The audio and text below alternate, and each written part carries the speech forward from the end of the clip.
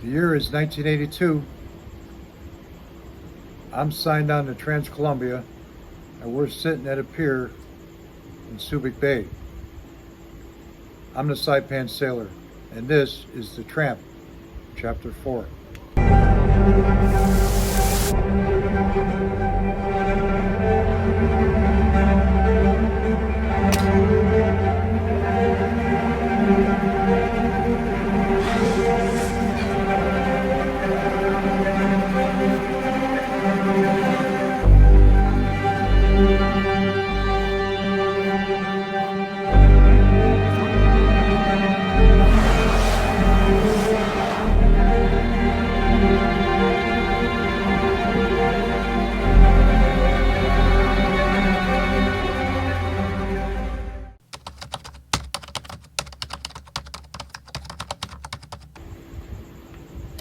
By this time, we had been there maybe almost 3 weeks, I guess. And Alongapo City was having their yearly Mardi Gras. And the place was packed. And that plus there was an aircraft carrier there, so there were a lot of Navy guys ashore as well.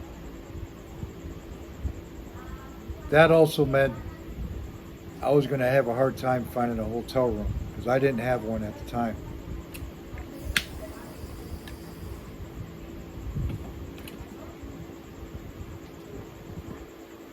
But I got lucky that night.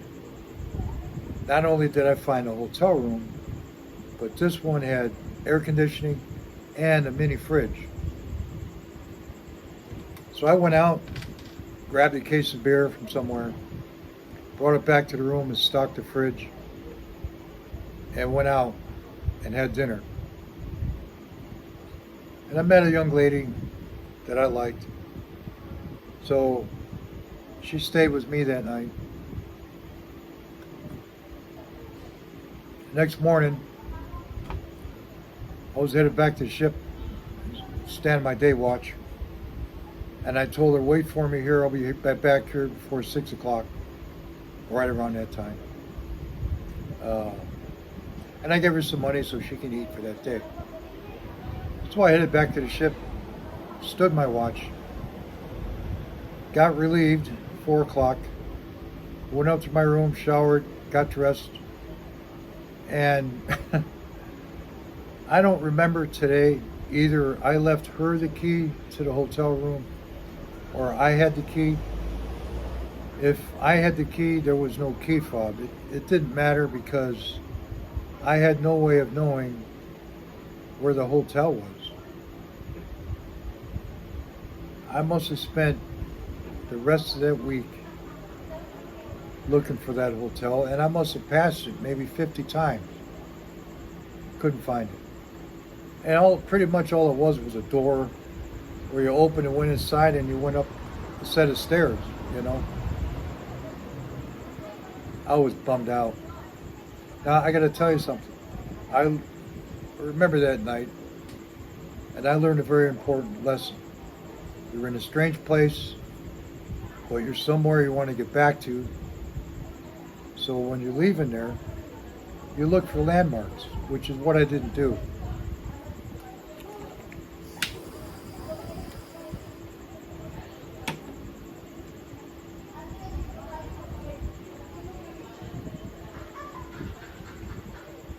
That Navy base was beautiful. Manicured lawns, tennis courts, gymnasiums, theaters, stores, you name it, nightclubs.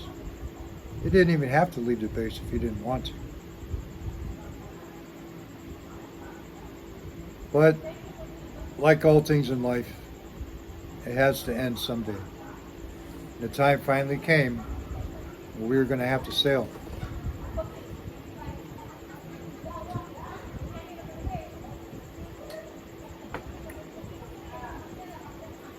So we left and headed back to California.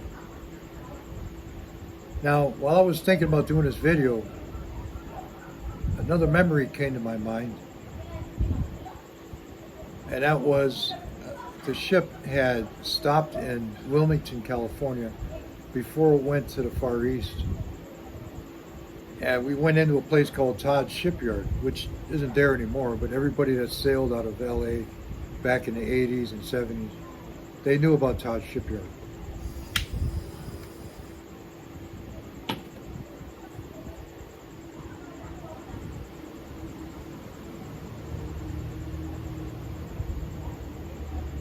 But it was hard saying goodbye to Subic Bay.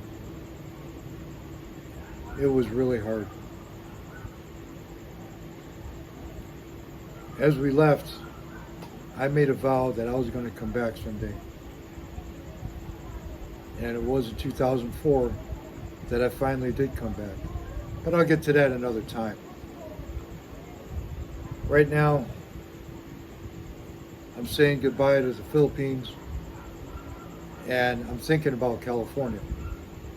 Now, like I just mentioned, before we left California to head out to the Far East, we were in Todd's Shipyard. And just outside Todd's Shipyard was a strip joint called Shipwreck Joey's. And we went there almost every night. We weren't in the yard maybe 2 weeks, less than a month. But that place, Shipwreck Joey's, we had a lot of fond memories there.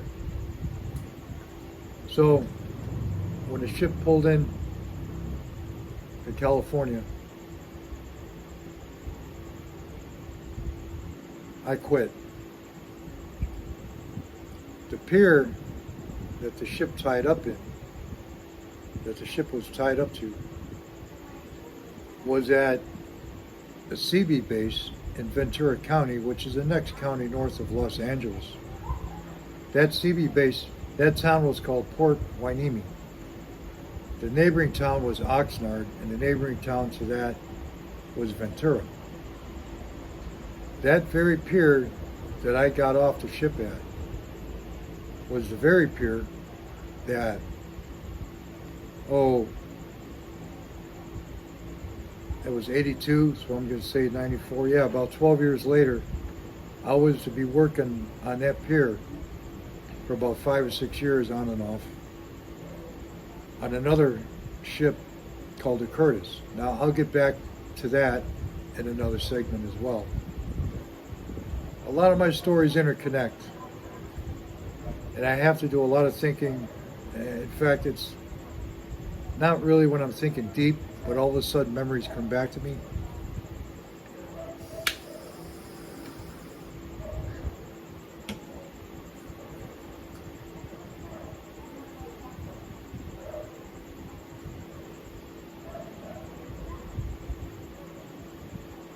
The guy that came to relieve me, the replacement, was a guy I had known from school, and he's from Philadelphia.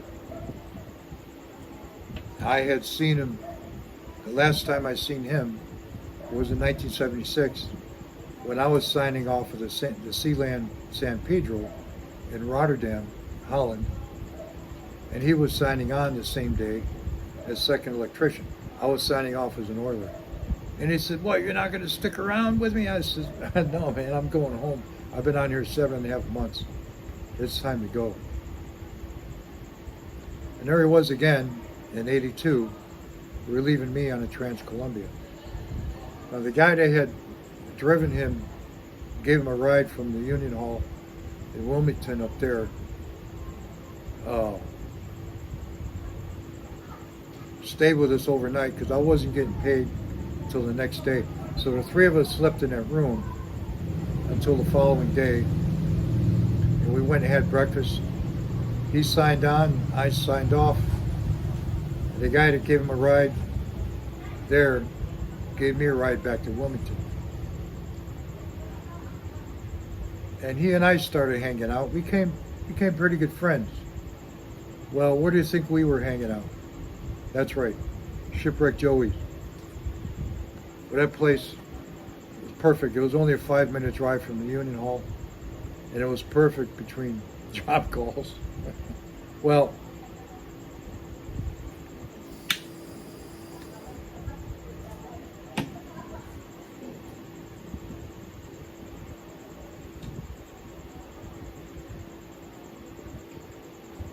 I had sent my father enough money and he was getting ready to retire. He was a dispatcher for the Union up on the Great Lakes, and Michigan was getting too much for him, the cold weather, and he wanted to go to Florida and retire. So I told him, take what money I sent you, go down there and find a place. And he did. So I had to make some more money, and I was going to get another ship. But I wasn't in that much of a hurry. But one night at Shipwreck Joey's turned out to be a blackout for me. And I woke up the next morning laying on my bed in my clothes, my hotel, with a shipping card in my pocket, my front shirt pocket. Now back then the union gave us, when we took a job, they gave us a shipping card, okay? Actually two of them, which were connected, that was perforated. One, and it had our name and the name of the ship and what day we were going to sign on and all. And it tore the cards apart. One card went to your department head. The other card went to your department delegate, the union delegate. Well, I don't remember throwing in for this job. So I staggered into the union hall, and I was going to throw this job back in. Now, you were able to do that in those days. I was a seniority guy. I could take any job I wanted. I could stay as long as I wanted. If I didn't want it, I threw it back in. But I ran into somebody else that took a job on that same ship. The name of the ship was called the Worth. I'm going to get to that in my next segment.